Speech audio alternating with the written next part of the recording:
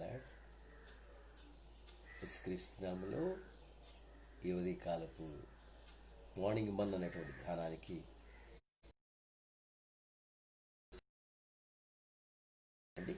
ప్రార్థన చేసుకుని ధ్యానాన్ని ప్రారంభించుకున్నాం. ఘనమైన తండ్రి, పరిశుద్ధమైన దేవా, మీ పరిశుద్ధ నామానికి వందనాలు, స్తోత్రాలు చెల్లిస్తున్నాం. ఎందరికో లేనటువంటి ధన్యతనిచ్చి మమ్మల్ని ప్రేమించి రాత్రికాలమంతా మీరు ఎక్కడి కింద భద్రపరిచి మరి ఒక ఉదయకాల ఇచ్చిన ఆయన మిమ్మల్ని గణపరిచే యోగ్యతను, మిమ్మల్ని మహిమపరిచేటువంటి ధన్యతను మాకు ఇచ్చినందుకు వందనాలు. ఏదైనా ధ్యానంలో మీరుండి బలపరచమని, మీ సహాయంతో మేము దినమంతా నడుచుకోవడానికి కావాల్సిన శక్తిని, బలాన్ని దయచేయమని, ఆదుని మీరు నడిపించమని యేసు నామములో అడిగి వేడుకుంటున్నాము తండ్రి, ఆమేన్. మంచిదండి. మనం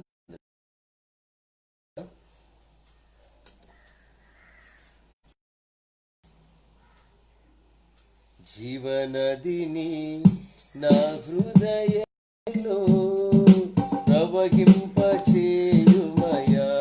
నీ జీవనదిని నా హృదయములో ప్రవహింపచేయుమయా. బలహీనములో నీ బలము ప్రసాదించుము.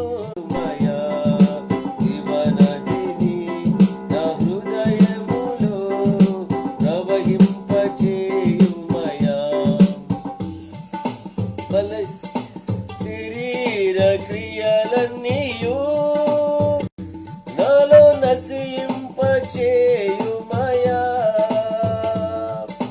శరీర క్రియలన్నీయు నాలో నశింపచేయుమయా. జీవనదిని నా హృదయములో ప్రవహింపచేయు.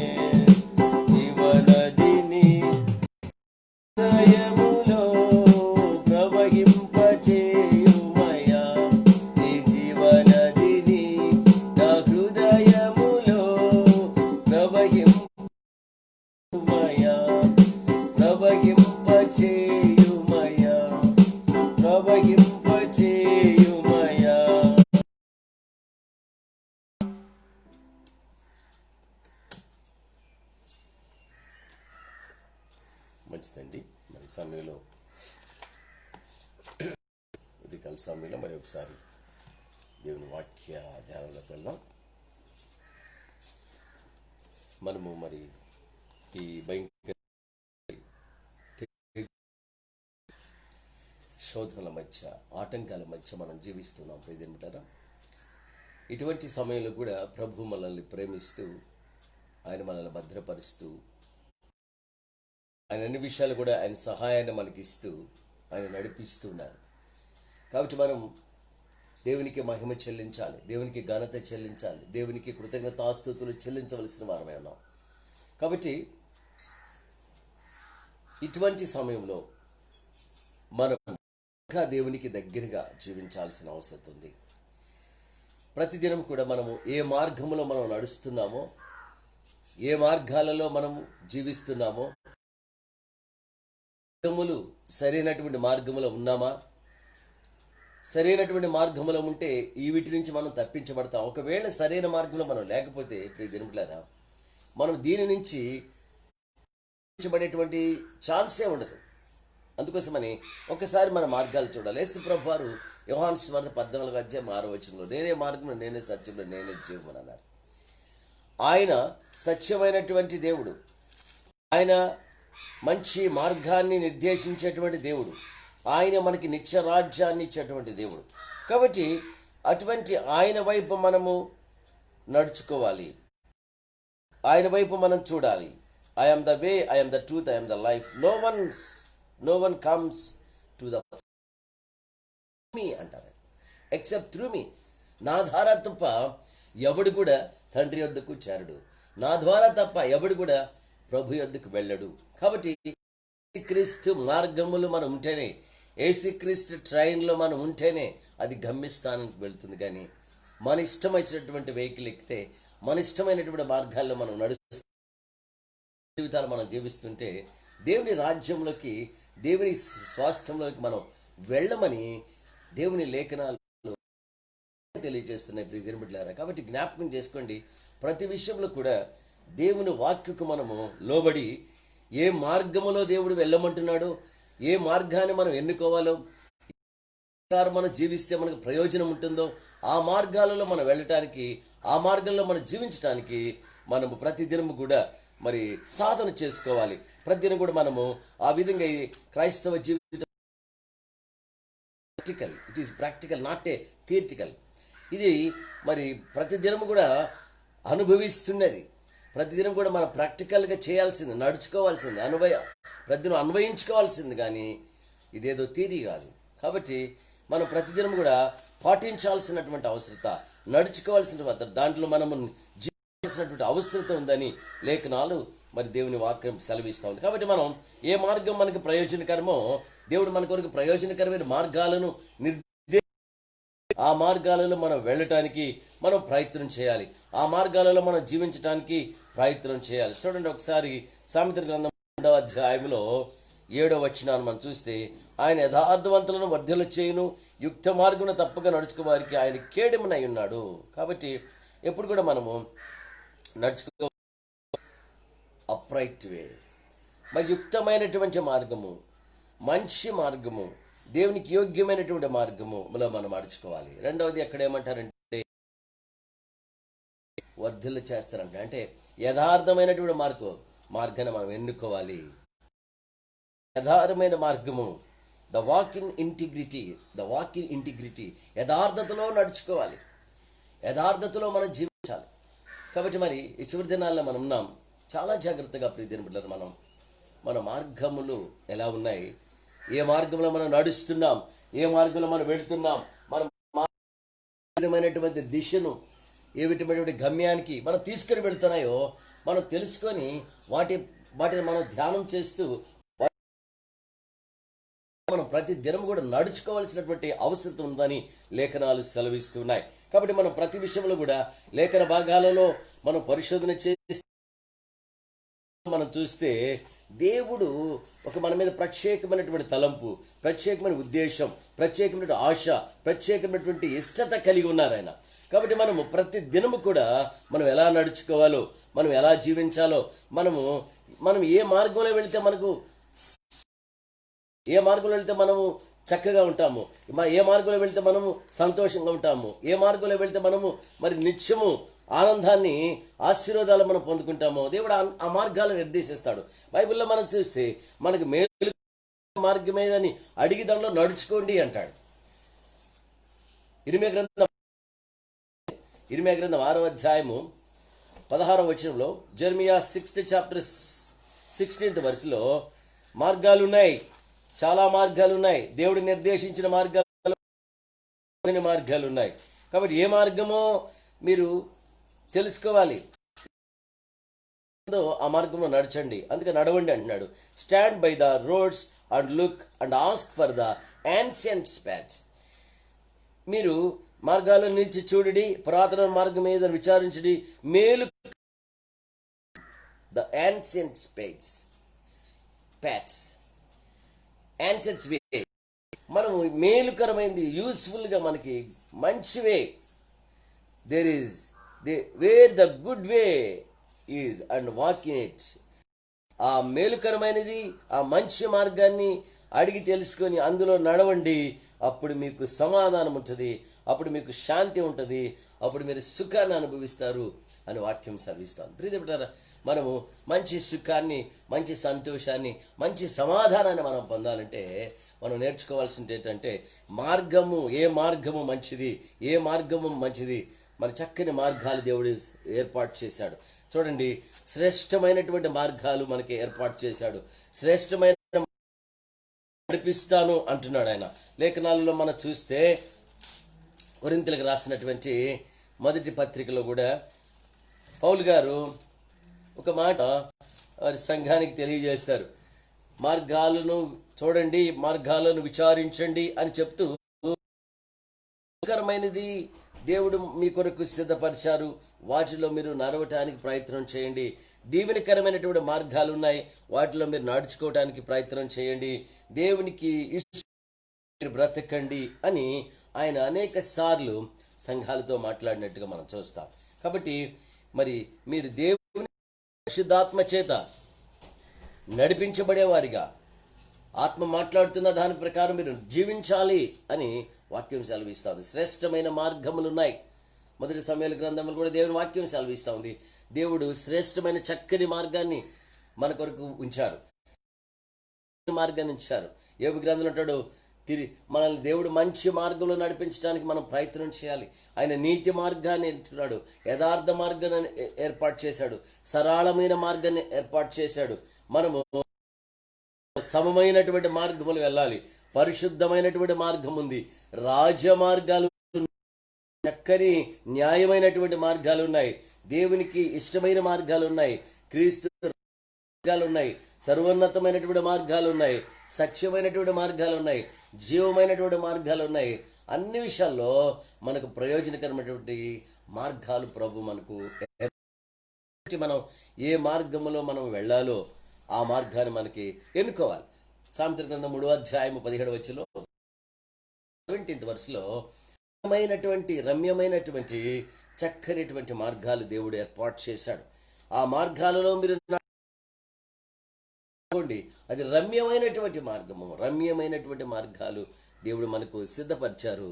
అంతేకాకుండా దేవుడిచ్చేటువంటి మార్గాలు జ్ఞానమైనటువంటి మార్గాలు. సామెతల గ్రంథంలోని 4వ అధ్యాయం 11వ వచనంలో, నేను జ్ఞాన మార్గాన్ని నీకు బోధిస్తాను, జ్ఞాన మార్గాన్ని నీకు వివరిస్తాను, జ్ఞాన మార్గాన్ని నేను తెలియచేస్తానని ప్రభు సెలవిస్తున్నారు. ప్రియదినబిడ్డారా, కాబట్టి ఉదయకాల సమయంలో మనం జ్ఞాపకం చేసుకోవాల్సింది, ఏ మార్గాలలో మనం నడుస్తున్నాం, ఏ మార్గాలలో మనం వెళుతున్నాం, ఏది శ్రేయస్కరమైన మార్గం, ఏది తేటని మార్గం, ఏది మనకు ప్రయోజనకరమైనటువంటి మార్గమో దానిని మనం కనుక్కొని దానిలో వెళ్ళాలి. కాబట్టి నేను బోధిస్తాను, I have teach you with the wisdom, with the way of wisdom, where is the way of pleasant way, the way, ఆ మార్గాన్ని మీరు చూడండి. ఆయన సత్యము, ఆయన జీవమై ఉన్నాను. కాబట్టి మార్గాలలో మనం నడవాలి.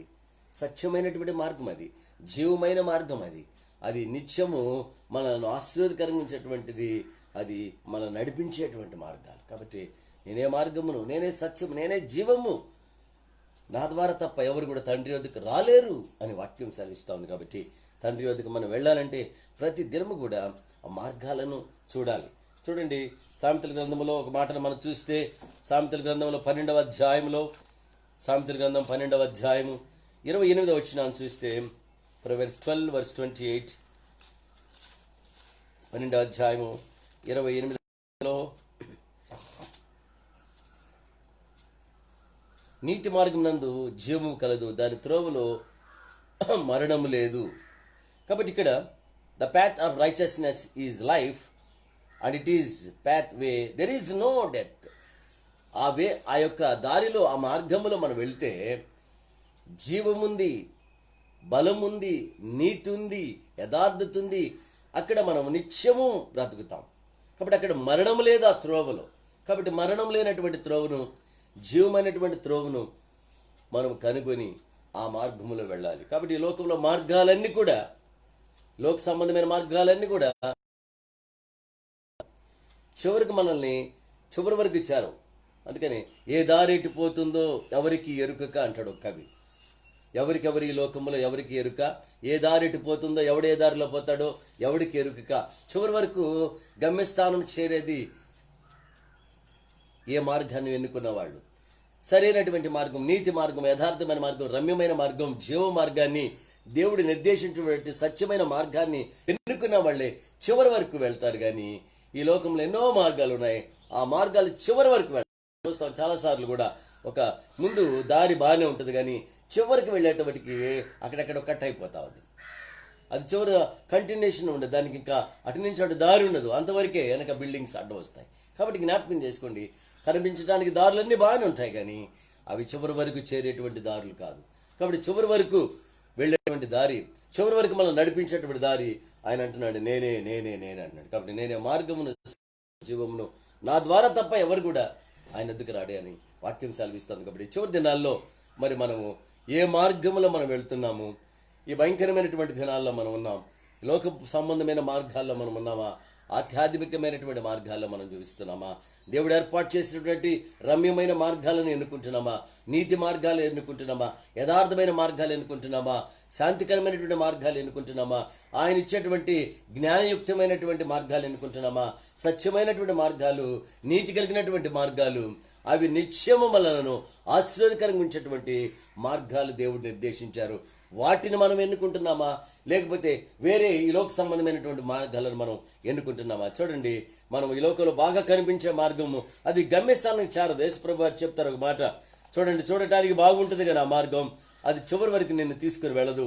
మత్తయి సువార్తలో 7వ అధ్యాయము 13వ వచనాన్ని మనం చూస్తే, మత్తయి సువార్త 7వ అధ్యాయంలో 7th చాప్టర్ 13th వర్స్, ఇరుకు ద్వారం ప్రవేశించుడి, నాశనముకు పోవు ద్వారం వెడల్పును, ఆ దారి విశాలమై ఉన్నది, దాని ద్వారా ప్రవేశించే వారు అనేకులు, జీవమునకు పోరు ద్వారం ఇరుకును, ఆ దారి సంకుచితమై ఉన్నది, దాన్ని కొనుగొని వారు కొందరే.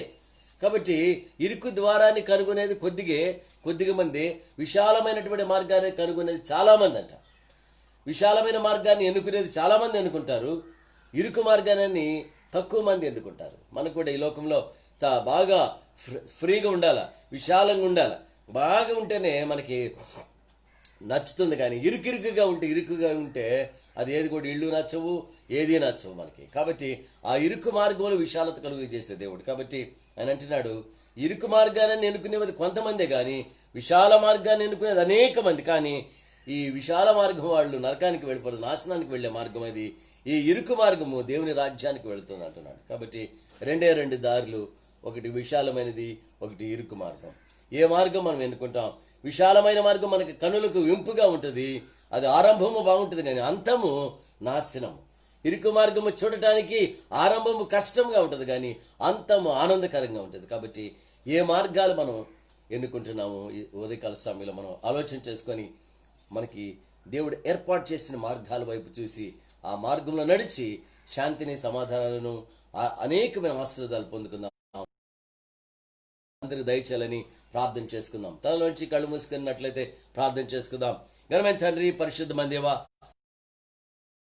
నామానికి వందనాలు, స్తుతులు, స్తోత్రాలు చెల్లిస్తున్నాం.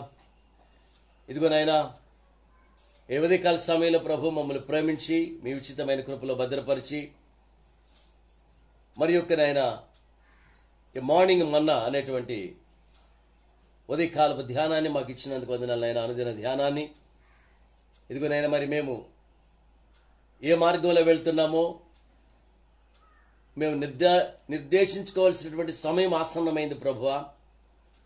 ఇదిగో చివరి దినాల్లో ఉన్నాం, భయంకరమైన దినాల్లో ఉన్నాం. ఒక పక్క యుద్ధాలు, ఒక పక్కన తెగుళ్ళు, ఒక పక్కన కరువులు, విపరీతమైనటువంటి పరిస్థితుల మధ్య మేము సతమతం అయిపోతున్నాం. ప్రభువా, అయా మా అంతము మీ రాకడ ఆసన్నమవుతుందని గుర్తులు కనిపిస్తున్నాయి.